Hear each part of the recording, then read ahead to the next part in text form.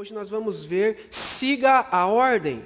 Siga a ordem. Nós precisamos seguir à risca a ordem dada, não pelo apóstolo Paulo em si, mas a ordem dada pelo Espírito Santo para nós, que foi dada para eles e hoje é dada para nós.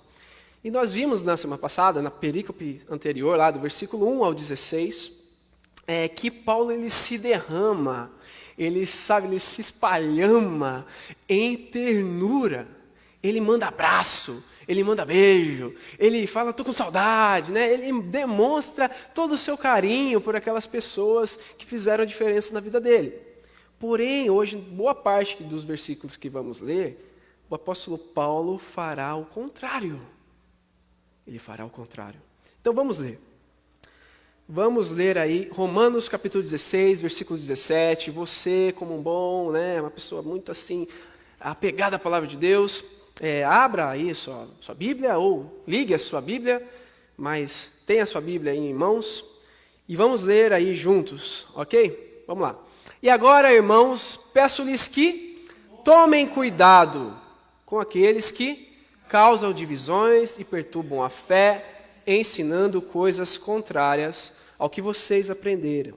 Fiquem longe deles. Olha só que coisa. Na semana passada o apóstolo Paulo falou, olha, receba bem a irmã Febe, receba bem os irmãos que estão com vocês, que têm cuidado da igreja, que têm abençoado vocês, mas agora o apóstolo Paulo fala, olha, tomem cuidado, fiquem atentos, prestem atenção àqueles que têm causado divisões. E em alguns outros versículos, outras bíblias, com outras traduções, trazem aqueles que têm colocado obstáculo ao ensino que vocês têm recebido. Fiquem longe dessas pessoas. Fiquem distante dessas pessoas. Então, nós temos aqui um objetivo muito claro. Como bons soldados que fazem planos, que valorizam o batalhão, nós temos um objetivo muito evidente que é a glória de Deus. Esse é o objetivo principal das nossas vidas. Se você pensava que era outra coisa, você está enganado. Nós cremos com todo o nosso coração que o homem foi feito para a glória de Deus. E só pode ser plenamente feliz estando em Deus. E, infelizmente, nós temos várias coisas que competem para a gente não dar glórias a Deus, que tentam afastar a gente do alvo, afastar a gente do nosso objetivo principal, da missão que nos foi dada. Nós estamos em uma guerra, e em uma guerra vale tudo. Tudo é permitido em uma guerra, praticamente tudo. Pelo menos é assim que aqueles que guerreiam pensam. Vale matar pelas costas? Vale! Vale fazer sabotagem? Vale, porque nós estamos numa guerra, nós precisamos vencer. E é exatamente isso que Paulo está nos alertando, porque existem traiçoeiros, existem traidores, desertores da verdade do Evangelho. E ele está nos alertando para esses traidores, ele está nos alertando a respeito dessas pessoas que tentam afastar, tentam complicar a vida dos irmãos. E eu trago aqui como uma ilustração a própria imagem de guerra. Na Segunda Guerra Mundial, existia um exército americano que teve como função simplesmente ludibriar os batalhões nazistas, que eles são conhecidos como o Exército Fantasma dos Estados Unidos. Curiosidades à parte, esse exército em específico, os seus integrantes eram atores, outros que sabiam mexer em sons, porque eles faziam sons de tiro, de bomba, que fazia as pessoas se confundirem. Até os próprios exércitos americanos ficavam confusos. Será que soltaram uma bomba aqui? Porque o exército fantasma dos Estados Unidos faziam essas coisas. Mexiam com luzes, parecendo que era disparo, e tudo assim, tanques falsos e etc. Até mensagens que eles faziam, que geralmente era código Morse, eles faziam de mentirinha, de fictício, para enganar o exército inimigo. E eles foram muito bem sucedidos com essa infiltração que eles faziam lá perto das tropas alemãs. E é isso que acontece em uma guerra. Nós estamos numa guerra em que muitas pessoas, infelizmente, não são bem intencionadas. Nós precisamos tomar cuidado e ficar alertas, porque não são todas as pessoas que nós devemos tratar com decoro, tratar com todo aquele amor cordial. O que acontece aqui, e às vezes a gente não entende, é que nós devemos tratar as pessoas à medida de suas virtudes ou falta delas. A gente age assim no dia a dia. Se a pessoa já é assim, perversa por natureza, é traiçoeira, nós ficamos com o pé atrás. Ou não é verdade? Nós saímos já falando tudo. Ou se é uma pessoa que é fofoqueira, você conta todas as suas maiores coisas para essa pessoa, ela tem fama de fofoqueira, você sabe disso. Eu vou contar o meu maior podre para essa pessoa. Você não vai fazer isso. Por quê? Porque nós tratamos as pessoas à medida de suas qualidades, das suas virtudes, ou pela falta delas. O apóstolo Paulo está falando exatamente isso.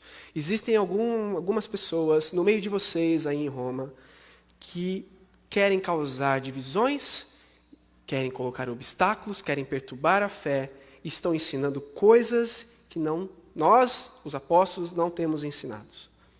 E quais são esses tipos de divisões? O que são essas pessoas? Quais são essas pessoas, né? Então Paulo ele trabalha alguns capítulos anteriormente. Ele trabalhou alguns capítulos promovendo a unidade da igreja. A gente teve uma série, comunidade, que é essa, né? Assim, gente, não tem problema algum a gente ser diferente. Não tem problema algum a gente não pensar igual. Não é essa a questão. Quando ele fala de divisão, ele não está falando de ali tem um palmeirense e um corintiano, ali tem quem pensa em batismo de crianças e batismo só pela fé do adulto já. Não é disso que ele está falando. Ele está falando de pessoas que querem romper com a igreja, que querem fazer a igreja se dividir em 2, em 3, em fragmentos, que querem acabar com a igreja. Ou até, quem sabe, fazer uma própria igreja. Ter uma igreja conforme a sua imagem, a sua semelhança. Então, é esse tipo de pessoas que ele está falando, que causam intrigas, que provocam brigas e faz as pessoas viverem separadas umas das outras. Nós devemos tomar cuidados com essas pessoas. Tem uma outra coisa muito curiosa, quando a gente para pensar no cenário evangélico aí, de igrejas evangélicas no Brasil. Tem uma pesquisa de 2010 que diz que, de 2010 para cá, mais ou menos, um número vertiginoso, um número estrondoso de novas igrejas evangélicas foram inauguradas no Brasil. Muitas igrejas. Isso é uma bênção, né? Amém? Amém? Amém ou não amém? Depende, gente. Depende muito. Porque se a gente parar para avaliar com muito cuidado, quantas igrejas sérias existem, quantas igrejas que amam a Jesus Cristo, amam a palavra de Deus, que ensina exatamente o que os apóstolos ensinaram, que buscam a vontade de Deus e o seu reino, a gente deveria pensar se realmente um amém com força ou é um amém quase apagadinho.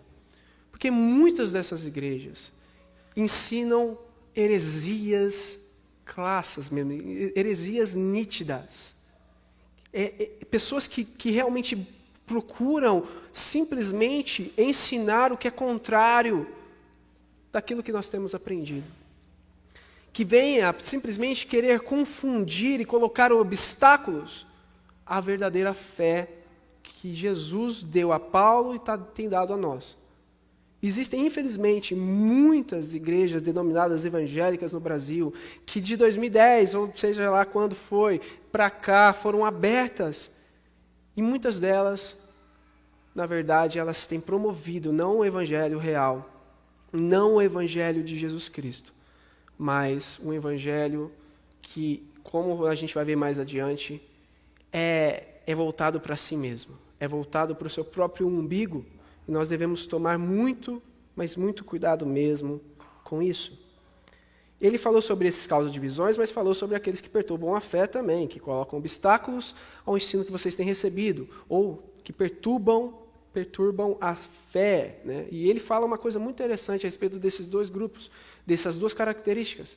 Nós devemos ficar longe delas. infelizmente, a gente às vezes depara com pessoas que estão confusas, pessoas que são ingênuas. E ele vai falar das pessoas ingênuas também mais para frente. Mas aqui não é isso.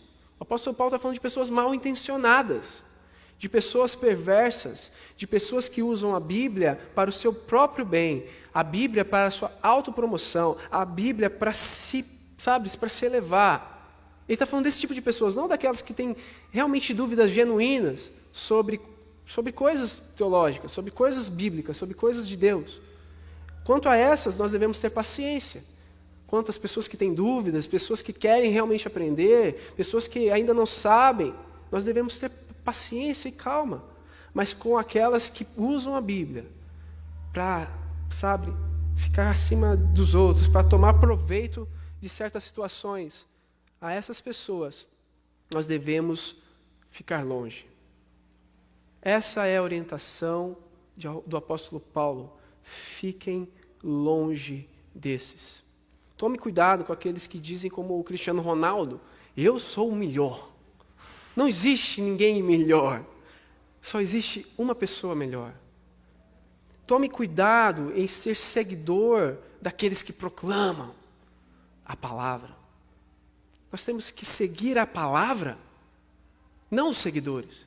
Nós temos que seguir o verbo vivo, a palavra viva. Nós temos que seguir a Bíblia. Nós temos que nos apegar à palavra de Deus. Nós devemos ser zelosos na doutrina que nós temos aprendido. E nós temos que saber o que temos aprendido. Do que adianta nós ouvirmos tantas coisas e no final das contas nós nem sabemos o que temos ouvido, aprendido?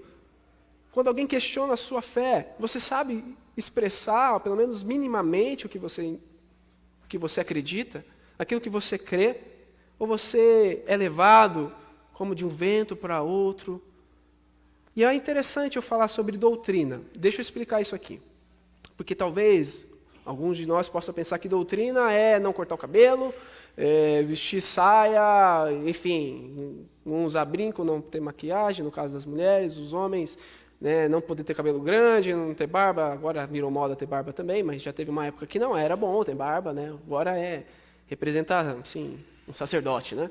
Mas, enfim, não estou falando desse tipo de doutrina, eu estou falando da doutrina da palavra de Deus, estou falando dos ensinamentos de Jesus, eu estou falando das coisas que são uma coluna para a gente, que são coisas que a gente não abre mão. Nós devemos ser zelosos nessas doutrinas, nós devemos nos apegar a essas doutrinas. Devemos ser como os irmãos de Bereia. Quem sabe aqui conhece a história dos irmãos bereanos lá de Bereia? Lá em Atos capítulo 17, versículo 11, diz assim: os bereanos eram mais nobres. Mas por que eles eram mais nobres? Eram mais ricos? Não, ele vai explicar. Eram mais nobres do que os tessalonicenses, pois receberam a mensagem com grande interesse. Então eles eram mais nobres porque mostraram um apego à palavra de Deus. E olha, tem mais. Eles examinaram todos os dias as Escrituras, para ver se tudo era assim mesmo. Olha só que impressionante. Os irmãos bereanos, então, eles ouviam a palavra dada pelos líderes da igreja, e eles iam, então, até as suas Bíblias e verificavam: é assim mesmo, está escrito aqui. Não é assim mesmo. Eles eram super dedicados à doutrina. Essa é uma orientação que nós devemos seguir. Nós devemos nos apegar e saber em que nós acreditamos e realmente verificar, como os irmãos de Bereia, se isso é assim mesmo. Mas Paulo nos dá mais motivos para nos afastar dessas pessoas, e aqui vale uma ressalva já de antemão. Talvez a gente está falando essas pessoas, e você tenha pensado: tem um pastor realmente que é assim que eu conheço lá, um pastor que só pede dinheiro. Tem uma irmã que realmente só causa confusão onde ela passa. E às vezes a gente esquece de que a palavra foi dada a nós também. E talvez nós mesmos somos essas pessoas. Vamos seguir. Esses indivíduos não servem a Cristo, nosso Senhor, mas apenas a seus próprios interesses. Enganam os inocentes com palavras suaves e bajulação. Houve um tempo, como eu disse agora, citando aí os irmãos, as igrejas da teologia da prosperidade, em que essa teologia era uma moda, né? Era tipo, vem aqui, deu tanto que você vai sair super feliz e Deus vai te dar mais. Houve um tempo que esse tipo de igreja era uma moda, mas atualmente a tendência passou um pouco, não é mais a teologia da prosperidade que está em alta, mas a teologia da autorrealização. Eu não sei porquê e quando nós começamos a tirar o foco, como eu disse, da glória de Deus e começamos a pensar na nossa própria felicidade. E olha, eu não estou falando que nós não devemos ser felizes, mas a busca desenfreada pelo nosso próprio, a nossa prosperidade de autorrealização, vamos colocar assim, da nossa satisfação em sermos alguma coisa, tem nos dado um grande abismo, tem nos demonstrado um grande abismo. E, de certa forma, nada mais é que uma nova roupagem a uma teologia já antiga, né? Que é essa teologia de eu vou ser feliz, eu vou ter tudo, eu sou o melhor, como eu disse agora há pouco. Essa teologia é muito perigosa. Então, ao invés de nós pensarmos fora, olhando para fora, né? Ou aqui, nós devemos olhar aqui. O problema está aqui. E talvez nós mesmos, somos esses que vivem buscando a autorrealização. As promessas de Jesus são realmente impressionantes. Uma delas, ele diz assim, no mundo tereis aflições. Uau, que promessa, hein? Mas ele, claro, ele vai dar outras promessas que nos acalentam o coração, né? A paz que excede todo entendimento. Mas, gente, nesse mundo, nós teremos problemas. Essa busca por sermos felizes tem trazido mais prejuízo do que bênção sobre nossas vidas. Nós vivemos em busca da felicidade, embora a gente não seja Will Smith, né? Aquele filme é bom pra caramba. Mas nós vivemos buscando essas coisas, essa felicidade. E, infelizmente, nós buscamos a felicidade num lugar que não, na pessoa ou nas coisas que não podem nos dar felicidade, que não podem realizar os nossos anseios mais profundos. Nós buscamos nossa felicidade, às vezes, num casamento. Então, nós massacramos o nosso cônjuge. Nós massacramos o nosso companheiro ou a nossa companheira, porque nós depositamos sobre essa pessoa aquilo que ela não pode suprir. Então, talvez alguns de nós colocou isso nos seus filhos, na criação deles, e fez disso o seu maior objetivo de vida. Eu serei realizado se meus filhos tiverem isso, tiverem aquilo, e eu verem eles sendo médicos, advogados como Leandro, e enfim. E tudo isso não nos promove a alegria genuína, não nos dá a felicidade eterna. Nós, às vezes, pensamos, não, mas se eu for alguém bem-sucedido no meu trabalho, ser autorrealizado nisso, eu então serei feliz. E nós começamos a depositar a nossa felicidade nisso, nessas coisas. Mas este não é o nosso objetivo principal. O objetivo principal é Jesus Cristo e a sua glória. Assim como Jesus Cristo viveu uma vida completamente abnegada dessas coisas, os seus discípulos também devem viver assim. Ele disse, neguem-se a si mesmo, é uma ordem de Jesus, neguem-se a si mesmo, dia após dia, tomem a sua cruz e então me siga. É uma ordem dele que nós devemos seguir à risca. Nesse versículo que a gente está lendo, algumas traduções dizem assim, esses indivíduos não servem a Cristo, o nosso Senhor, mas eles estão buscando os seus próprios apetites. Para os orientais, o estômago é a sede das emoções, para alguns orientais. É uma coisa interessante, né? Por isso que eles falam que quando a gente tem medo, a gente tem frio na barriga, ou quando a gente está apaixonado, a gente tem borboleta no estômago. Então, eles têm muito dessa ideia de que o estômago, a barriga, é a sede das emoções. Então, o que o apóstolo Paulo está falando, em outras palavras, eles estão apenas interessados em ter as suas emoções, as suas tantas demandas sendo satisfeitas. Tudo que eles buscam é satisfazer a si mesmos. Tudo que eles querem é o eu. Por isso que eles são egoístas, por isso que os pensamentos deles são mesquinhos, por isso eles são avarentos e soberbos, por isso eles vivem como se fossem só para si mesmos. Porque o objetivo final não é a glória de Deus. Eles tiram o D e o E do começo e fica só com o eu, né? O D e o S do final e fica só com o eu. Para eles o que vale é o eu, Deus não, só eu. Esses servem a si mesmo. Eles não servem a Cristo, como diz aí no começo. Esses indivíduos não servem a Cristo. Uma pergunta para a gente pensar do fundo do coração. Nós que estamos aqui, você que está em casa, a quem nós temos servido de verdade? A quem você busca, não assim, satisfazer assim, mas satisfazer a Deus? Essa é a ideia. Mas quem você busca satisfazer, afinal de contas? É você ou é a Deus? Será que sou eu? Será que eu tenho feito isso? Será que você tem feito isso? Nós devemos buscar cada vez mais, pois nós necessitamos disso, santidade e temor. Santidade é ter uma vida de tal maneira, que quando alguém olha para você e fala assim, você vive para a glória de Deus.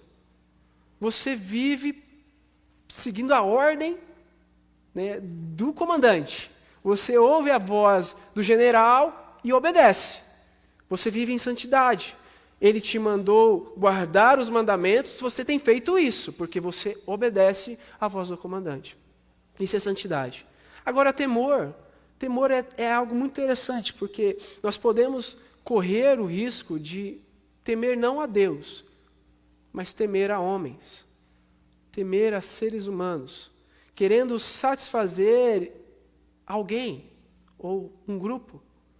E isso também é outra coisa muito perigosa, que pode nos afastar da ordem explícita de temer ao Senhor acima de todas as coisas. Nós não podemos servir a ninguém, nós não podemos servir a nós mesmos, nós servimos a Cristo. Mas tem outra coisa muito importante, interessante aqui que ele cita. Ele cita aqueles também que têm palavras suaves e bajulação. Provérbios, capítulo 27, versículo 6, diz que leais são as feridas feitas pelo amigo, mas o beijo do inimigo são enganosos. Esse texto é muito legal, né? Falar de beijo. Paulo falou para a gente dar ósculo santo, mas existe um beijo que pode ser bem destrutivo e bem enganoso, bem falso, né? Bem fake. E a gente pode lembrar do Judas, né? O Judas, que é um nome terrível, ninguém quer ter esse nome, ninguém quer dar esse nome para ninguém. Judas foi essa pessoa que beijou, né? Traiu o seu próprio Senhor, o seu próprio mestre. Então nós não devemos ser ingênuos. Existem abraços sinceros e beijos sinceros. Existem palavras sinceras, mas existem também beijos falsos, abraços falsos, palavras, embora doces, falsas. E é isso que o apóstolo Paulo está falando. Quer uma dica para você não cair no erro das palavras suaves e da bajulação? Ao invés de você observar a oratória, né? Certa vez, uma pessoa me mostrou um certo pregador e falou, nossa, ele é incrível. Ele fala assim, meu coração até, sabe, dá um negocinho bom. Falou, que legal. E eu fui ouvir, né? Porque assim, vamos avaliar. E olha, é uma coisa interessante aqui pra gente, tá? Esse negócio de não julgueis, a gente está lendo errado. A gente deve julgar todas as coisas, reter o que é bom. Nós devemos julgar, sim, as coisas. E eu fui e avaliei, sim, né?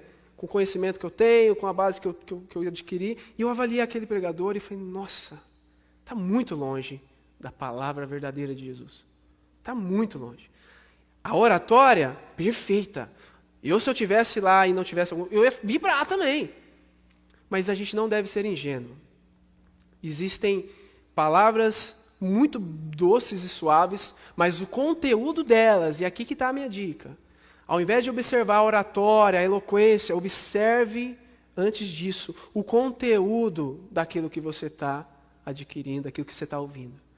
Observe e julgue, sim, o conteúdo delas. Porque, infelizmente, como disse Blaise Pascal, é um filósofo cristão, ele diz assim que os homens nunca fazem o mal de maneira tão completa e alegre quando fazem com convicção religiosa. A maior parte dessas pessoas que pregam esse falso evangelho, elas não são ingênuas. Elas não fazem por falta de conhecimento. Até porque elas super expressam bem, elas estudam e são super inteligentes. Suficiente para saber o que a palavra de Deus diz ou não. Mas elas são realmente, infelizmente, más intencionadas. Elas têm como intuito, como o apóstolo Paulo tem falado aqui, dividir, corromper, atrapalhar, confundir, porque elas não servem a Cristo. Elas servem a si mesmas. Então, o apóstolo Paulo vai continuar dizendo, vamos lá. Mas todos sabem que vocês são obedientes ao Senhor, o que muito me alegra. Quero que sejam sábios quanto a fazer o bem e permaneçam inocentes de todo mal. O que o apóstolo Paulo está falando, em outras palavras, é: gente, não sejam tolos. Não sejam pessoas que assim são tardios a aprender a fazer o bem, mas que é tão espertos com piadas maliciosas, que são tão espertos quando tem alguma coisa que pode corromper você. Tome cuidado, não seja um tolo. Não busque essas coisas. Se tornem sábios. Sábios especialmente no que diz respeito a fazer o que é bom. Se tornem sábios com relação à bondade. Sabe, aprenda a viver e a colocar na sua vida. Pratique a bondade de várias formas. Mas entenda uma coisa, não negocie com desertores, não negocie com aqueles que negociaram com o Evangelho de Jesus Cristo, com aqueles que ao ouvir a ordem do comandante deram as costas para ele. Não negocie com traidores, não negocie, eu vou usar aqui um termo diferente, não negocie com terroristas, com aqueles que usam e usurpam da palavra de Deus para seu próprio bem. Eu já citei Judas aqui, que foi possuído pelo próprio Satanás. Porque, infelizmente, gente, existem pessoas malignas nesse mundo, a gente não pode se enganar. Existem pessoas que têm o intuito de nos causar sofrimento, dor, nos enganar. Porque o pai deles não é o nosso, é o diabo. Paulo realmente também foi uma pessoa má, das piores até. Ele perseguia Jesus Cristo e a igreja. Que coisa de louco, né? Paulo, que era um perseguidor, assim, totalmente convicto de que estava fazendo a vontade de Deus, ele fez mais por ignorância do que por qualquer outra coisa, mas ele foi mal nos seus intuitos, nos seus intentos. Ele teve um encontro com Jesus, e a partir dali, ao invés de ser alguém que persegue a igreja, que destrói a igreja, que fecha as portas da igreja, ele quer agora abrir a igreja. E o negócio dele é fundar a igreja. E espalhar o evangelho por onde ele passar. E essa é a ideia do apóstolo Paulo, quando ele fala para a gente tomar cuidado com pessoas más, para a gente não ser, de forma alguma, ingênuo e nem tolo. Devemos ser prudentes como serpentes e simples como pombas. E isso é uma indicação do próprio Jesus para nossas vidas. Quanto à maldade, nós devemos ser como crianças, mas amadurecidos com relação à bondade. Homens e mulheres feitos em relação a fazer o bem, a falar coisas que realmente têm valor. Como nós podemos ser sábios ao invés de sermos tolos? Só para dar um último panorama a respeito da tolice. Pessoas tolas são irresponsáveis. Pessoas tolas, elas tomam por atitudes impensadas e depois ficam: ai meu Deus, Deus esqueceu de mim. Por que isso está acontecendo comigo? Boa parte das coisas que acontecem conosco é porque nós, infelizmente, plantamos em algum momento algo que não foi bom. É aquela famosa plantou, colheu, e infelizmente isso acontece às vezes. Não totalmente, porque se fosse assim, nós não teríamos uma herança no céu que é nos dada gratuitamente. Glória a Deus por isso, glória a Jesus Cristo por isso. Mas aqui, nesse plano, pessoas responsáveis escolhem a sua responsabilidade. É fato. E não adianta agirmos como tolos dramáticos depois. Né? Meu Deus, está acontecendo comigo, Deus esqueceu de mim.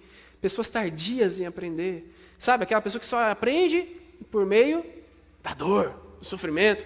Tem até aquela frase que eu não gosto dessa frase. Eu acho que ela não combina, mas... Né? Se não vem pelo amor, vem pela dor. Então, tem essa ideia de que, sabe, a tolice é assim. Pessoas que não vivem o que elas pensam, o que elas praticam. Agora, pessoas sábias, elas são responsáveis, elas tomam atitudes bem pensadas, atitudes coerentes, elas são resolutas ao invés de fazerem drama, elas pensam muito além. E mais importante de tudo, pessoas sábias são humildes o suficiente para continuar aprendendo. Sabedoria não tem a ver com, assim, não tem muito a ver, tem até um pouco, mas não totalmente, em obter conhecimento, obter inteligência. Existem muitas pessoas simples, pessoas que com pouco estudo, que são sábias, e sábias do sentido pleno da palavra. Pessoas que ensinam algo que você vai falando, uau, minha vida agora, eu tenho um ensinamento profundo aqui. Sabedoria é diferente de conhecimento. Sabedoria é colocar em prática tudo que você aprendeu e assim adquiriu durante a sua vida, mas que você consegue viver isso. E você consegue realmente temer ao Senhor, que é o princípio da sabedoria. Que você consegue guardar os mandamentos do Senhor. Isso é ser sábio. O oposto disso é realmente viver como um tolo. Nós podemos ser sábios. E nós só seremos sábios à medida que nós obedecemos e conhecemos ao Senhor. Nós nos tornamos cada vez mais sábios a partir disso, à medida que nós obedecemos e conhecemos o nosso Senhor. E esse era um traço, né? A obediência. Mas todos sabem que vocês são obedientes no Senhor. É um traço forte da igreja de Roma, que nós devemos também adotar na nossa vida, no nosso coração. Obedecer é melhor do que sacrificar. Obedecer, aqueles que guardam meus mandamentos e os obedecem, esses me conhecem, esses têm vida, né? Como Jesus já disse anteriormente. Vamos seguir. Em breve, o Deus da paz esmagará Satanás sobre os pés de vocês, que a graça de nosso Senhor Jesus Cristo, a graça de nosso Senhor Jesus seja com vocês. É interessantíssimo esse versículo, gente. Paulo afirma que Deus esmagará Satanás. E nós nos empolgamos com isso, não é? Deus esmagará Satanás de uma vez por todas, para todos sempre, e acabou. Mas há algo que pode passar desapercebido nesse versículo.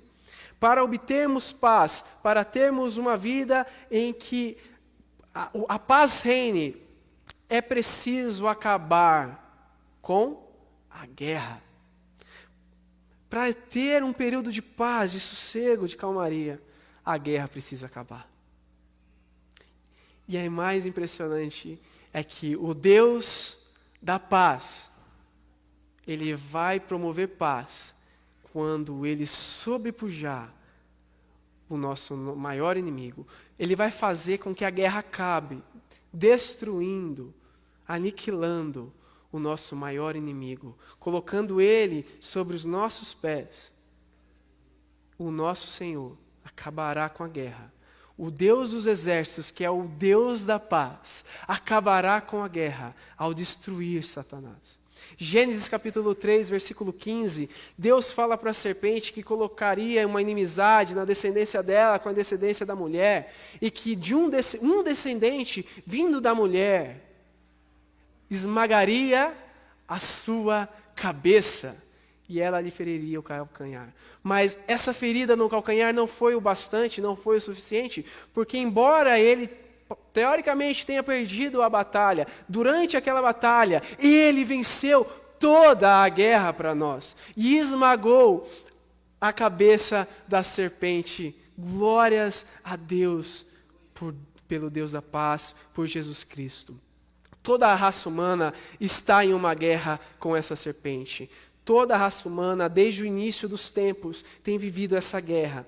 Quando ela nos enganou, é interessante porque o apóstolo Paulo falou agora há pouco sobre essas pessoas que nos enganam com palavras bajuladoras, e a serpente fez o mesmo, com suas palavras doces, açucaradas. Ela nos levou, então, a olhar para nós mesmos, a procurar satisfazer os nossos apetites.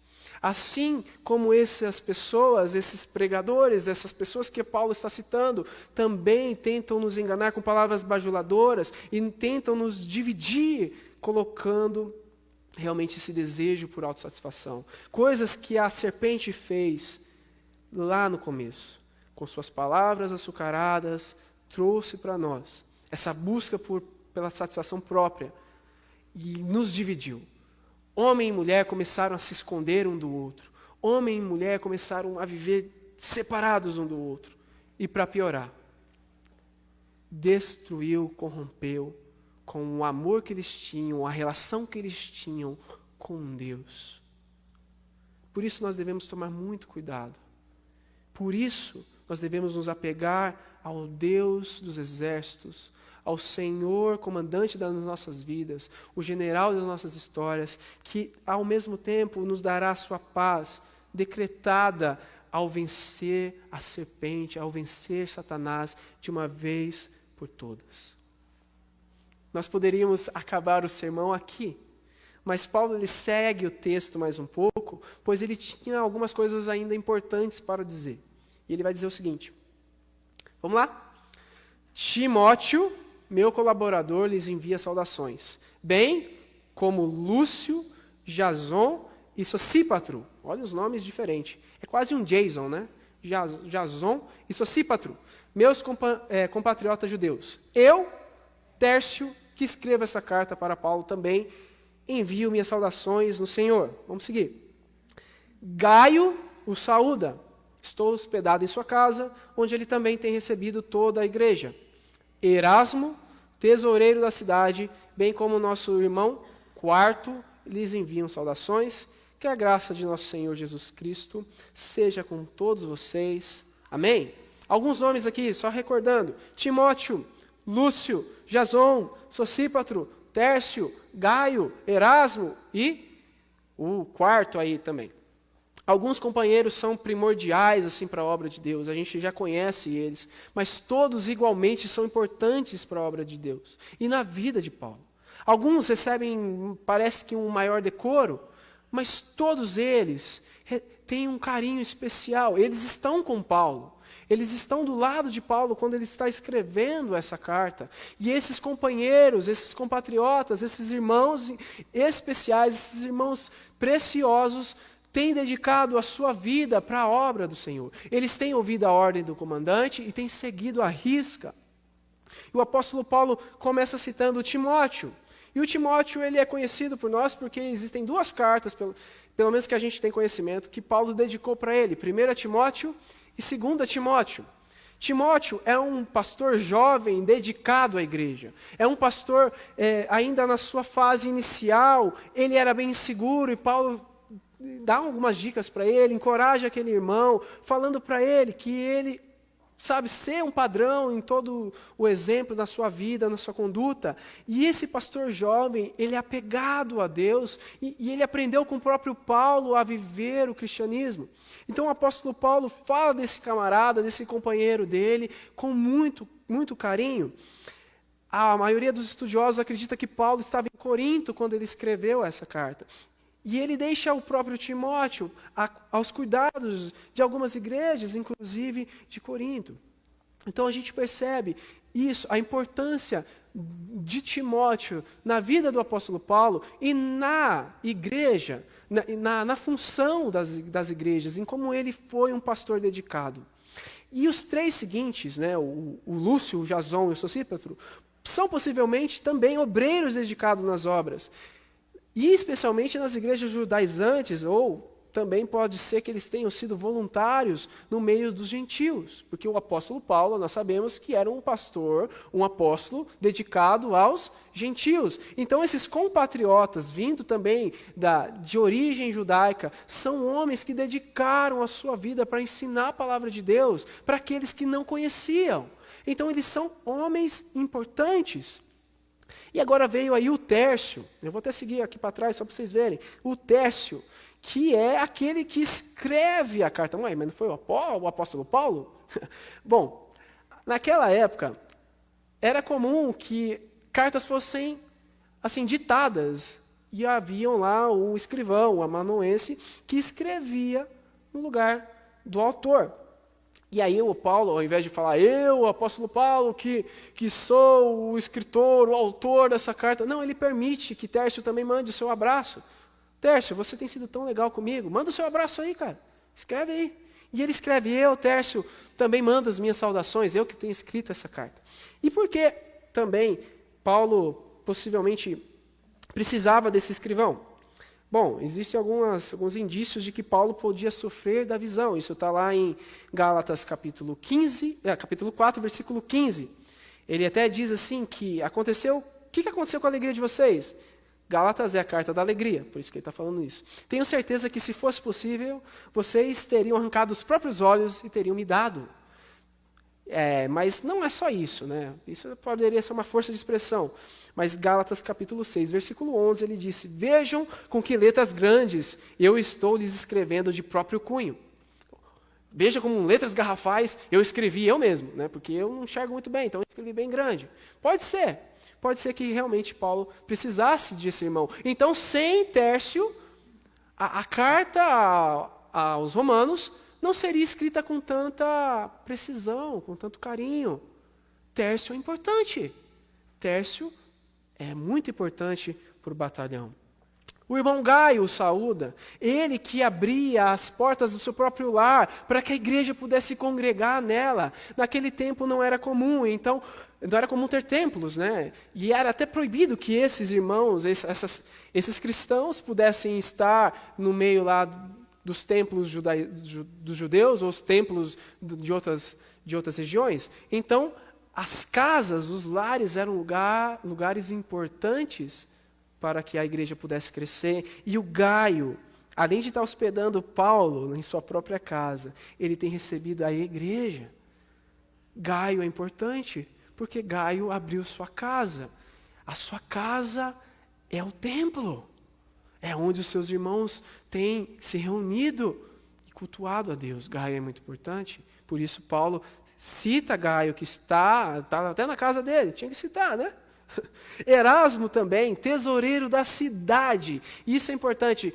Erasmo não é tesoureiro só da igreja, porque provavelmente ele era, mas ele era tesoureiro da cidade. E, como eu disse, ele escreveu de Corinto.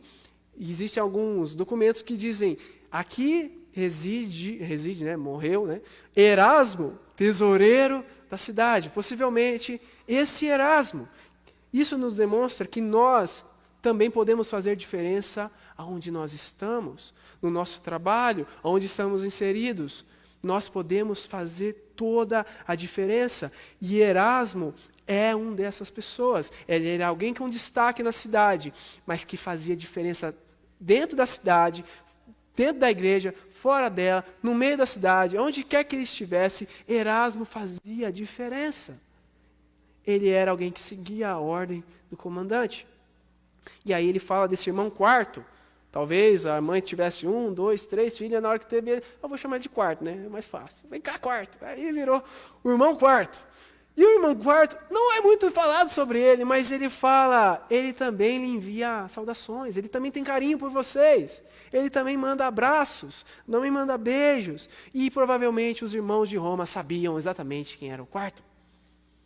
E assim a gente percebe, tanto um pouco antes que a gente viu, como agora, que a quantidade de menções que são mencionadas, os nomes ou não os nomes, não importa.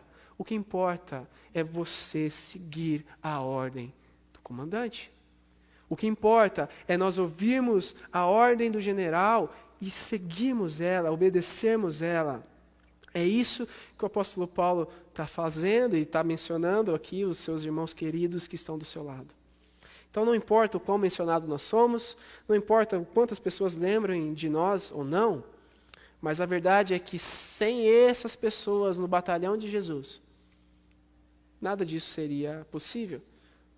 Todo o alcance que o Evangelho teve naquele tempo e até hoje, nós somos frutos disso, não seria possível sem esses irmãos, sem Timóteo, sem o Gaio, sem o Erasmo, sem o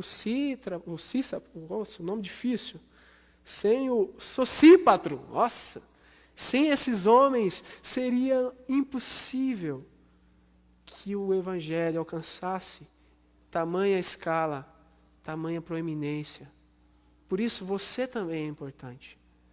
Se você seguir não os seus apetites, não as suas vontades nocivas, destrutivas, se você seguir não a sua voz, ou a voz que sussurra na sua cabeça, que não veio do Espírito, mas se você seguir a voz do comandante, você também será a diferença. Diferença dentro e fora da igreja. Diferença para tantas vidas que precisam, carecem, ouvir do Evangelho. Existem muitas pessoas que estão agora na ingenuidade e elas precisam ser libertas. Elas precisam ser alcançadas pela verdade que alcançou nossas vidas e alcança vidas ainda. O texto vai nos deixar claro, porque o apóstolo Paulo não poderia terminar essa carta se não fazendo menção ao general. Ele não poderia concluir essa carta sem realçar de que tudo isso, tudo que ele falou lá desde o começo que a gente viu em fevereiro até agora, nada do que ele trabalhando e essas pessoas trabalhando poderiam fazer sem o poder e a ordem pré-estabelecida do general. E ele vai dizer isso agora nesse final. Vamos lá? A glória seja a Deus, que pode fortalecê-los, como afirmam as boas novas. Essa mensagem a respeito de Jesus Cristo revelou seu plano mantido em segredo desde o princípio dos tempos. Paulo então termina com uma doxologia, com louvor a Deus, vou levantar o nome de Deus, eu vou exaltá-lo acima de todas as coisas, porque toda glória não é a mim, não é a Timóteo, não é a nenhum de nós, mas toda glória, todo louvor pertencem a Jesus Cristo, ao nosso Deus. E ele fala isso, porque embora seja importante relembrar do batalhão, é muito mais importante dar glória ao comandante. Ao Senhor dos exércitos que venceu, ao Senhor que nos deu de graça toda a vitória, e mais, que nos revelou a sua vontade, o seu plano. Nós estávamos alistados no batalhão contrário, nós éramos por natureza inimigos de Jesus, nós éramos por natureza inimigos de Deus. Nós estávamos opostos à sua vontade, avessos ao seu querer. Nós vivíamos como quem não quer ouvir a sua voz, como quem quer destruir a Deus. E Ele nos revelou o seu plano, mantido em segredo desde o começo, mas que também foi escrito, foi predito. E nós vamos ler isso. Mas que agora, como os escritos dos profetas predisseram e o Deus eterno ordenou, e anunciou aos gentios de toda parte, a fim de que eles também possam crer nele e lhe obedecer.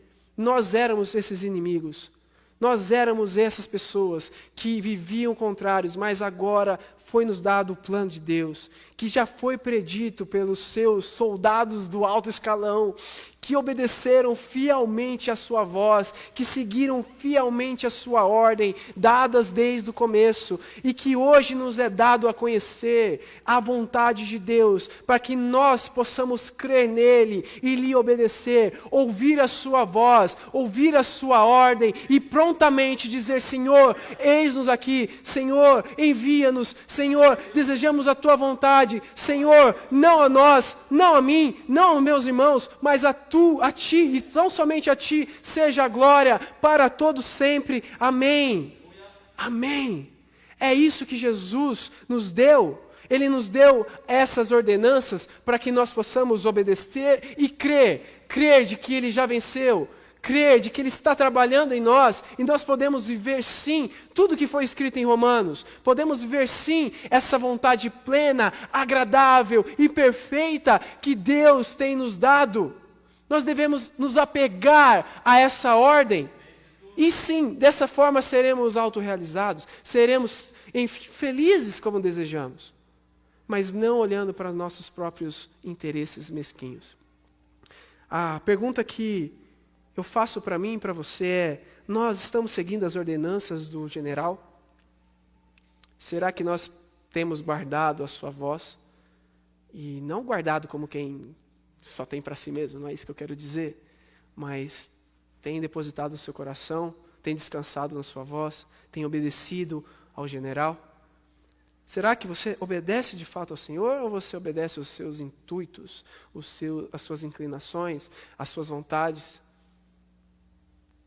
É isso que nós devemos pensar com todo carinho. Vamos ler juntos esse final. Toda a glória para sempre ao Deus único e sábio, por meio de Jesus Cristo. Amém. Nós não somos sábios porque somos mais espertos que os outros. Nós não somos tão incríveis assim. Existe somente uma pessoa que é extremamente sábia. E Ele é único. Ele é único. Nós devemos nos apegar a esse Deus único, detentor de toda a sabedoria. E a Ele seja dada todo louvor, toda a honra, toda a glória. Que a sua vida não seja daqueles que são opostos a Deus. Para que só lá no final, quando Ele voltar, quando Ele mostrar que Ele é o Rei e que Ele reina, e aí você se dobre e fala: realmente, Ele é o Senhor, não existe outro nome, não existe outro poder, não existe outro Deus além dEle. O tempo de nós fazermos isso é agora e espontaneamente. Nós possamos nos debruçar diante dEle e com os nossos próprios lábios confessar que Ele é o Senhor, que estamos prontos para obedecê-lo e que nossas vidas estão sobrepostas, estão realmente entregues à vontade plena dEle, à ordem que Ele nos deu. Ao único Deus seja toda a glória para todos sempre. A Jesus Cristo. Amém.